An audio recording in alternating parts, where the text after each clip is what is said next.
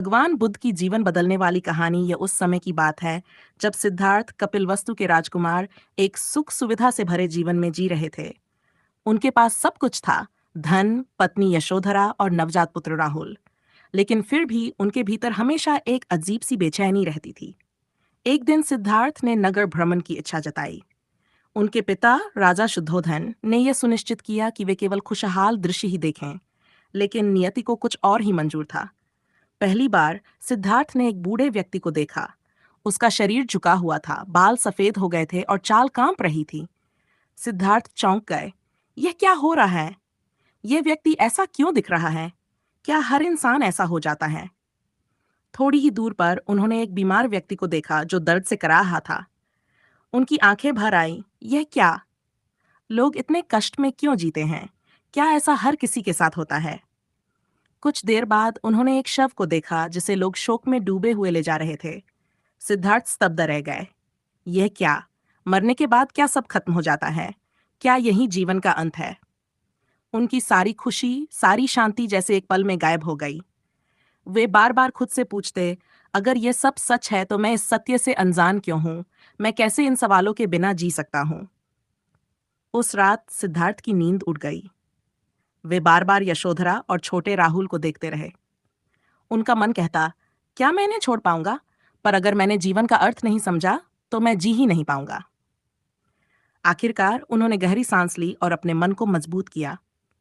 मुझे जाना होगा, मुझे सच्चाई का पता लगाना होगा, चाहे कुछ भी हो जाए।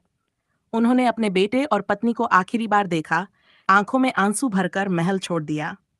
सिद्धार्थ ने कई वर्षों तक कठोर तपस्या की। उन्होंने खाना पीना छोड़ दिया, शरीर को कष्ट दिया, लेकिन उन्हें शांति नहीं मिली। एक दिन उन्होंने सोचा, यह सब व्यर्थ है, शरीर को कष्ट देकर सच्चाई नहीं पाई जा सकती। उन्होंने बोधगया में एक पीपल के पेड़ के नीचे बैठकर ध्यान किया। उन्होंने प्रण लिया, जब तक मुझे सत्य का ज्ञान नहीं होगा, मैं यहां से नहीं उठूंगा। रात भर संघर्ष चलता रहा। उनके मन में कई विचार आए, कई प्रलोभन हुए, पर उन्होंने हार नहीं मानी। सुबह होते ही उन्हें आत्मज्ञान प्राप्त हुआ। उन्होंने समझा, मन, जीवन में दुख है। दुख का कारण हमारी इच्छाएं और आसक्तियां हैं। इस दुख से मुक्ति संभव है और इसका मार्ग है मध्य मार्ग। बुद्ध ने अपनी शिक्षा को लोगों तक पहुंचाने का निश्चय किया। एक बार एक महिला उनके पास आई जिसका बेटा मर चुका था। वह रोते हुए कहने लगी, भगवान, मेरे बेटे को जीवित कर दीजिए, मैं उसके बिना कैसे जीऊंगी? बुद्ध ने शांत भाव से कहा, ठीक है, लेकिन पहले मुझे एक ऐसा घर ढूंढकर लाओ जहां कभी किसी की मृत्यु न हुई हो। वह महिला हर घर गई, लेकिन हर जगह उसे यही सुनने को मिला, हमने भी अपने प्रियजनों को खोया है। वह महिला समझ गई कि मृत्यु अटल है। वह बुद्ध के पास वापस आई और बोली, अब मैं समझ गई हूँ, दुख हर जगह है, लेकिन इसे स्वीकार करके ही मैं शांति पा सकती हूँ। बुद्ध ने दुनिया को यह सिखाया कि जीवन का सच्चा अर्थ दूसरों की भलाई में, अपनी इच्छाओं पर काबू पाने में और सच्चाई को स्वीकार करने में है। उनकी शिक्षाएं आज भी लोगों के जीवन को बदल रही हैं।